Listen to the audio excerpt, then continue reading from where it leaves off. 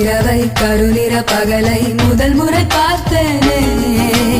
இடிகளை உரசி புயல்களை அலசி நடந்தவன் நான் தானே.